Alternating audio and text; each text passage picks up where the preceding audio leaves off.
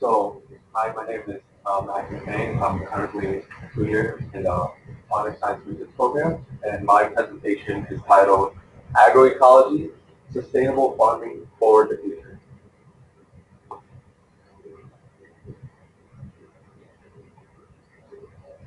Oh, just slide the pointer over. Right now, the pointer's on the computer screen. Just slide it over to that screen.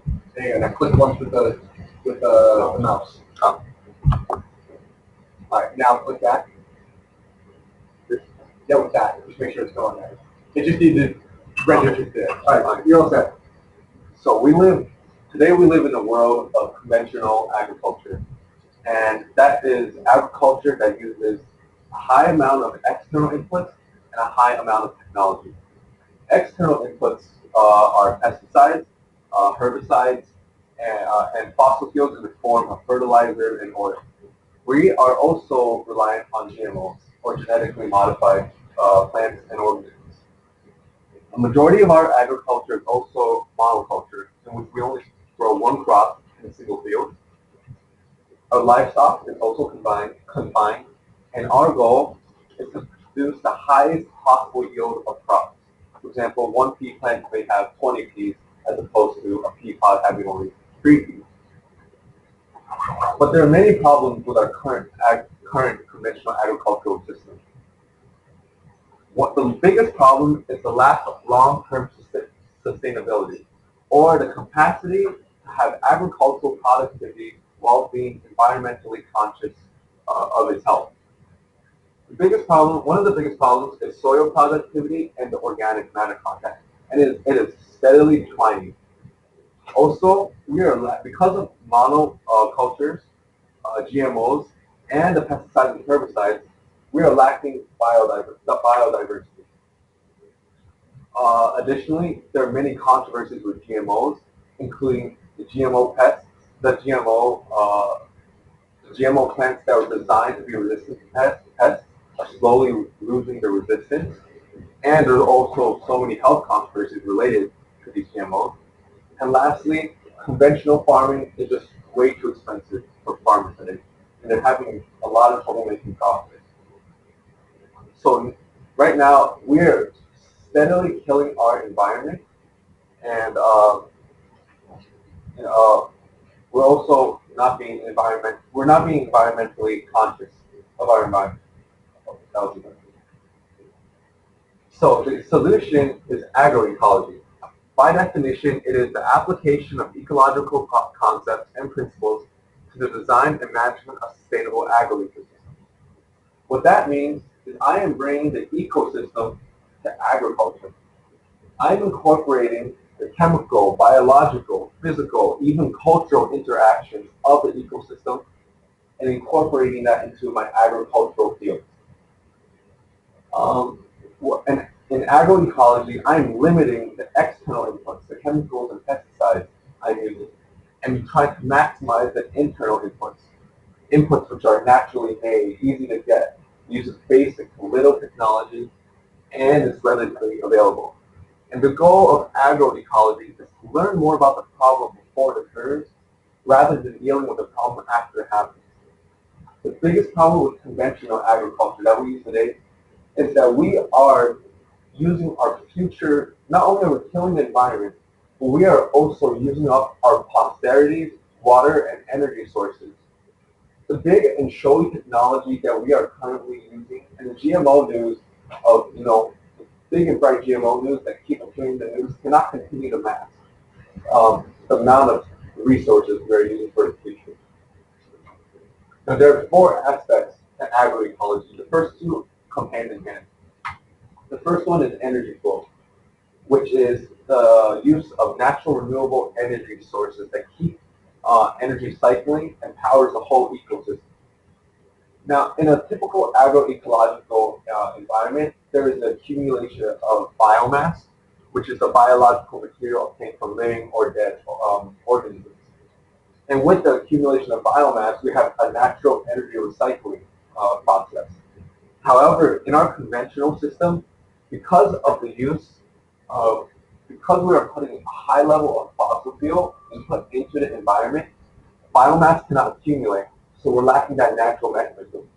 So because of our high level of fossil fuel, we are using a lot of energy, and we're using a high amount of human input. The second one is almost the same thing, but it's nutrient cycling, or the natural cycling of nutrients throughout the ecosystem. In farming, a big problem is in between farming seasons, there are leaks in nutrient flow because fields are exposed, bare soil is exposed to the atmosphere. So in a natural agroecological system, there are natural recycling mechanisms that can help plug in these leaks. However, in a conventional system, we're so reliant on petroleum-based sources to replace these losses. So we need to bring back natural recycling mechanisms to cycle energy and nutrients. The third part of agroecology are population regulation mechanisms. Simply, that means we need biodiversity. Um, in our current conventional system, we have overly simplified uh, the agricultural system because of human-directed genetic manipulation. Right now, agricultural yields are almost solely based off the specific seeds we put in or the amount of pesticides and herbicides we put in. Because of that, we're losing diversity. Plants lose the ability to self-produce, and we're disrupting the natural pest system. Because of that, we're losing a lot of diversity, and that is a big problem. And that comes hand in hand to the fourth, and then what I say is the most important aspect to sustainability, which is dynamic equilibrium, or the ability to be resistant to natural environmental disturbances and the ability to recover after these disturbances. Now, the ecosystem has survived for millions of years, as we can see. We're still on this earth. However, in a conventional system, because because of all these other factors, how these plants are so reliant on us to produce, to have high yield. What happens if, let's say a hurricane comes or a pest outbreak happens? Will our conventional system be able to survive? Most likely not, and that is not sustainable. In an agroecological system, since it's so similar to a natural ecosystem, it has the ability to recover after one of a disease outbreak, and it has the ability to, recover after a natural disaster. So an agroecological system has dynamic equilibrium. So my proposal is to transform our current problematic conventional farming system into an agroecological system with an emphasis on integrated farming. Integrated farming is the integration of two or more aspects of the environment, such as crops, poultry, agroforestry, fish, mushrooms. So this chart here exhibits the properties and how good or bad it is. As we can see, in a natural ecosystem, from productivity to functional diversity to biomass accumulation, our natural ecosystem is pretty good. It's pretty high for all these factors. And there's low human replacement of the natural processes, leading to high sustainability. Now, in a comparison of our conventional to sustainable systems, our conventional system is extremely low for all the processes needed for a sustainable um, ecosystem.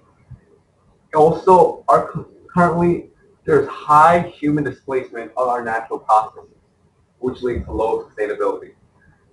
Meanwhile, our sustainable system has medium to high rates of the processes necessary for sustainability. There's low human displacement of natural processes, and it is believed to have high sustainability. Another thing to issue here in this white box, that is what a sustainable agriculture, that is an agroecological system in which there are low external inputs, high recycling rates, and integrated farming system. This will have the highest efficiency. Meanwhile, in this black box, which is our current system, there are high external inputs in industrial monoculture. Now, I cannot begin to emphasize how detrimental monocultures are. In monocultures, first of all, you're less likely to rotate crops, which leads to poor soil matter content. Also, in a monoculture, pesticides are more likely to come, and these in a monoculture, these plants won't be able to deal with these pests, and so that leads to examples of agroecological success. California, one of the leading producers of strawberries, many strawberry farms did an experiment to convert to sustainable agriculture. And as a result, there was improvement in soil matter and content, greater biodiversity in the soil, and one of the most interesting developments was that the pesticide commonly used to kill the spider mite, the spider pest, once they got rid of the chemical pesticide, the environment naturally developed predatory mites to hunt these spider mites. So thus they found a natural pesticide to be really exhibiting the beauty of sustainable agroecological systems. Um, so, um, Also, in many traditional settings, such as like a pure organic farming setting like Africa or in South America, there's been many other successes of agroecology. For example, in Mexico, 1.73 HA, which is a unit per acres, plot of maize monoculture produced the same amount as 1 acre worth of maize, squash, and bean polyculture. As you can see, that is pretty that's pretty efficient. In another efficiency thing, in Guatemala, agricultured maize field had an energy efficiency ratio of 4.84 compared to a conventional field ratio, which only had energy efficiency less than 2.5. There's resilience too. In South America, in Mesoamerica, somewhere around there, in farmers, a survey done showed that farmers who utilize diversification practices suffered much less damage than their monoculture neighbors after hurricane Mitch. And also, agroecology can be applied to livestock too. A survey done said that farmers who use integrated livestock system had a threefold increase in milk production, which is a huge increase, actually, that's 3 times. So in my proposal, I came up with 3 environments, and they're in my integrated farm. For a wetland aquaculture, I would like to put crops and fish and either poultry or pig together. The crop residue or the crop waste of plants can be a food source for the fish. Additionally, fish can feed off bacteria, which is commonly found in animal manure. Also, animals can be kept in free dikes or these like open barns or open grazing areas on the side of the pond, where seagrass can be a food source for these animals and for these fish. And I got this from because the Chinese typically use this, and this has helped them maximize their crop and fish and pig yield. In the garden land that we typically see today, especially in America, I believe it's most efficient to have crops, dairy, bioga, and mycorrhiza. Quickly saying, bioga is natural gases that are produced from the breakdown of matter, and commonly bioga produces methane and carbon dioxide. So first of all, in this garden land farm, I want my crop residues and the dairy manure to be sources of the production of carbon dioxide from the biogas. So once once I get the carbon dioxide, this carbon dioxide can be a source for the plants. But also, the gases produced from biogas are natural renewable energy sources that can be recycled into electricity for biogas power plants. Also, there needs to be more of an incorporation of mycorrhizal plants, such as mushrooms or wheat, as cover crops, because mycorrhizal plants help improve chemistry in soil life. And the concept of cover crops is that you grow plants that can quickly grow within a month. They improve the soil chemistry, and then you quickly harvest and kill them off. Then you begin to proceed to plant your like strawberries or your corn, and that helps improve. That helps the use of cover crops helps prepare the soil and enrichen it for the for planting other things. And for my dryland farm, I would like to incorporate crops, dairy goat, and agroforestry. Agroforestry is essentially the incorporation of trees into agriculture. And this would be, the drylands farm would be typical for environments which are really warm, such as Africa or Arizona. Obviously, trees are a good source of holding carbon from carbon sequestration. Tree leaves are also an excellent source of nutrients for the crops. And a big thing is that trees provide a great source of shade for animals, which give them much less stress. And lower stress levels lead to much higher, let's say, milk and meat yields. So my future directions involve discovering the right balance between internal and external inputs. For example, the use of cover crops, because we also must use technology in the field to, kill and harvest those cover crops. We also must find an irrigation system that can be incorporated into agroecology. In this presentation, I've pretty much summed up everything regarding crops and plants. However, finding a stable water source and finding water efficiency has still been a big problem among researchers. And the biggest thing is actually to make agroecology more known. So in order to have, one of the biggest problems is that farmers don't know the benefits of using the natural ecosystem. Everybody is too focused on our GMO selected, our GMO plants. But do you also know how much we're destroying our environment right now from our conventional farming practices? And if we want a sustainable future, and if we want to avoid like disaster, let's say when natural disasters or big pesticide outbreak happens, big pest outbreak happens, we need to make agroecology more known. So, yeah, that is my presentation.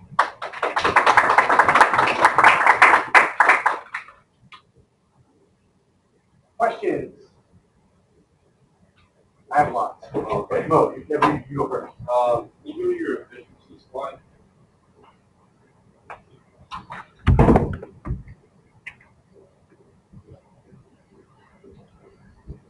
It's like a little later. You compared the efficiency of two different fields and one of them was using agroecology. Oh, this one, yeah. So what's used as a measure of the efficiency of like a field for crops? Yeah. Oh, so in the research, they looked at the crop yields and the amount of workers to this, and I think they provided a mathematical algorithm to calculate that. Can I jump off that question? Unless other people are jumping off that same question. No. Let me just jump off the question. So in the first one, again, I don't know how specific you got with this again. So you had a 1.73 hectare plot of maize was less productive than 1 hectare plot of maize, squash, and beans. Were they measuring it as in like total production, or were they measuring it as maize production actually went up on a smaller plot? Do you remember in the paper? Oh, well, So were they comparing just, one, were they comparing the complete production of maize to, on the second one, the 1 hectare, the complete production of maize, squash, and beans all checked? 1 hectare produced the same. Oh, I see. So my question is, if you just look at corn between the two, was corn production up on the second plot, or was it just total production? I think it was total production. Okay. Okay. Oh yeah. Can you explain the population regulation aspect? I don't know. Yeah. That's simple. That's simple. As I say here, it's diverse trophic interest and niche diversification due to natural selection. So biodiversity is extremely important in an agroecology and in an ecosystem in general. We The problem about this is that in a natural ecosystem, there's natural selection where the survival of the fittest, there's survival of the fittest, and then the plants that are left to die or that have unfavorable trees are left to die out. So you're creating the strongest possible environment, and that's why our system has survived for so many years. What I'm saying is that in a conventional system, we are controlling the plants. So in a sense, the plants have so much, are so dependent on us that they've lost their autonomy, and which leads directly to the fourth part. What happens if something bad occurs? Yeah. A good example actually is the potato famine in Ireland. First of all, it was monoculture. So once a pesticide outbreak happened, everything got destroyed. So yeah. I was going to ask, how economically feasible would agroecology be? In other words, would farmers be able to implement agroecology in a way that's financially sustainable for them? I believe yes, because we, first of all, we're a lot of conventional agriculture uses a high amount of fossil fuels and energy input, and we can definitely stop using that because in agroecology, the system is basically doing the farming for us. You know, there's much less human intervention in it, so essentially we're actually saving money for it. Well, yeah. Unfortunately, the reason there's also a traditional system. These are systems for like let's say for the tribal places like in Africa or in South America where they don't really have as much technology as we do. Yes, we're already really advanced into the technological process, so we can't exactly just take everything away. But it'd actually be more economically feasible since we're saving fuel and energy and we're just incorporating more natural environmental processes. Maybe spending more emphasis and money on, let's say, on planting more diverse plants in our system, something like that.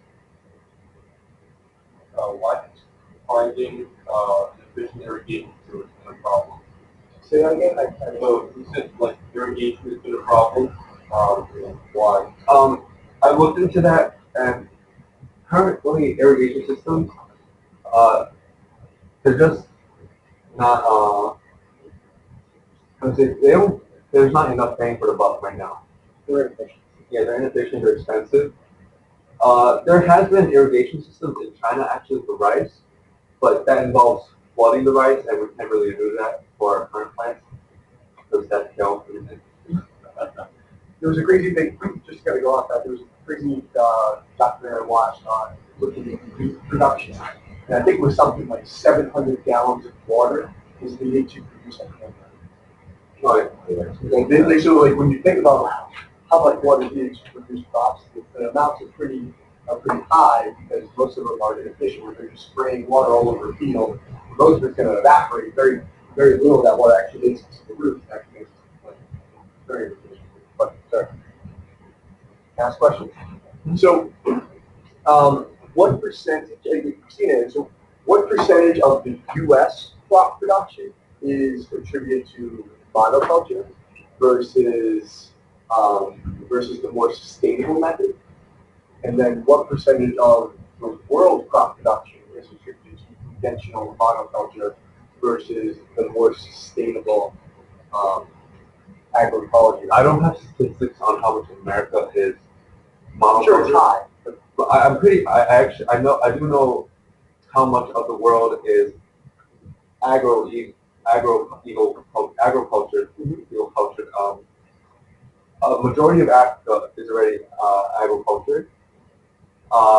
There's so many case studies. Let's say in Kenya and in South Africa. There's also a lot of majority of South America is agriculture. Actually, Brazil, which has recently, 2 years ago or 3 years ago, incorporated an ecological movement called the Campania movement, in which they completely asked farmers to, begin doing agroecology. And as a result, Brazil has had much, much better yields since the majority of their occupation, jobs are farmers. So they've had pretty good sustainability lately and pretty good food production. I'm not sure about America though, but I'm pretty sure we're heavily reliant on conventional systems. What are you going to do with this? So you're doing this presentation thing. What's the next step? What are you going to do? You're going to set up small aquariums in a sense to kind of represent different types of ecosystems. You need a large part of land. Like now you're kind of going into this field. What are you going to do? Well, What would you like to do? if there, Best case scenario, what would you like to do? there are many things you can do, but if I were to do something, Yeah. I'd probably maybe set up, an experiment with a small, I make my own agroecological system, probably something like a garden. Maybe I'd like to test the efficiency of mycorrhizal plants, or maybe I want to test the efficiency of natural recycling mechanisms, such as legumes, which help naturally incorporate nitrogen back into the system. So maybe I can make a controlled experiment where I control a small, plant growth with specific things. Yeah. You can just do that. I want to incorporate it with vertical farming type. I agree with that. Yeah, it really combine the two. I don't like, you're talking about this. Yeah, that's You have the company.